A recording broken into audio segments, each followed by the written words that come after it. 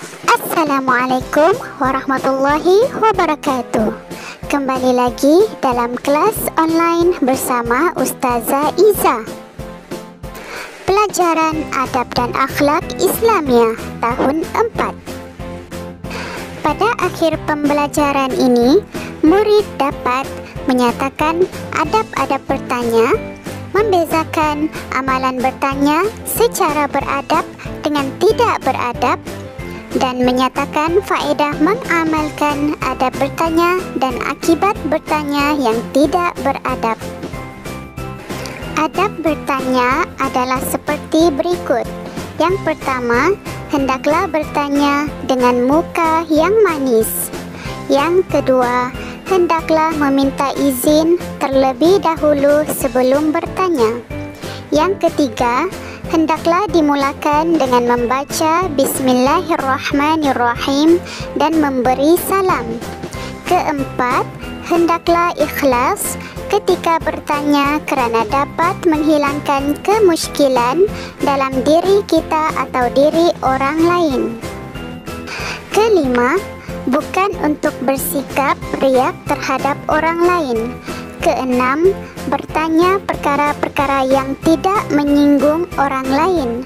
Ketujuh, jangan membanyakkan pertanyaan. Kelapan, gunakan cara terbaik. Kesembilan, ucapkan terima kasih selepas bertanya. Dan seterusnya, jangan marah sekiranya pertanyaan Anda tidak berjawab dan tidak dihuraikan sepenuhnya. Jom berpantun bersama Ustazah. Mari berjalan ke Gunung Daik, berjalan kaki sampai ke hujung. Bercakap benar, amalan baik, jangan sekali coba berbohong. Matahari bersinar, petani membajak, peladang bekerja mencari makan. Bercakap benar, dipuji syarak, itulah tanda orang beriman. Faedah bertanya dengan beradab adalah: yang pertama, ramai kenalan. Yang kedua, tercapai hajat. Yang ketiga, berakhlak terpuji. Yang keempat, tidak sesat jalan. Yang kelima, dapat menyelesaikan masalah. Yang keenam, disukai dan dihormati. Dan yang terakhir, dapat menambah ilmu pengetahuan. Akibat tidak beradab ketika bertanya pula adalah: yang pertama, sesat jalan. Yang kedua, ramai musuh. Yang ketiga, mendapat susah. Yang keempat, dibenci masyarakat. Yang kelima, akan menghadapi masalah.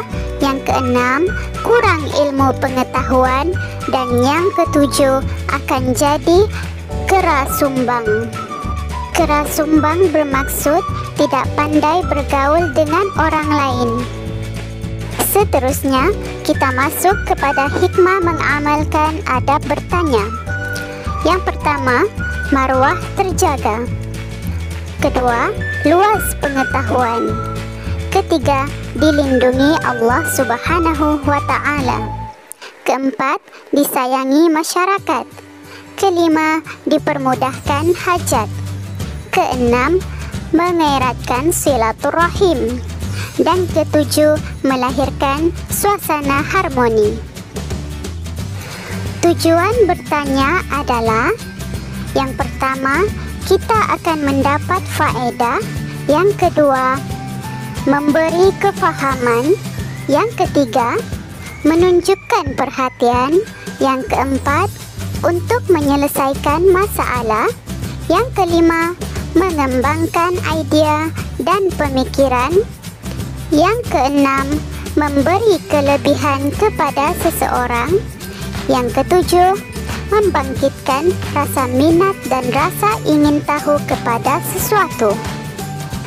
Seterusnya, mari kita baca dan fahamkan perkara yang patut dielakkan sewaktu bertanya.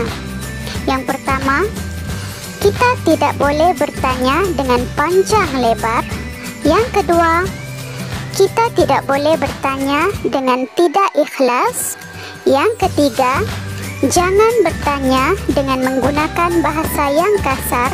Yang keempat, tidak mengucapkan terima kasih selepas bertanya. Yang kelima, bertanya dengan tidak memohon izin terlebih dahulu. Dan yang terakhir, tidak dimulakan dengan bismillah dan memberi salam.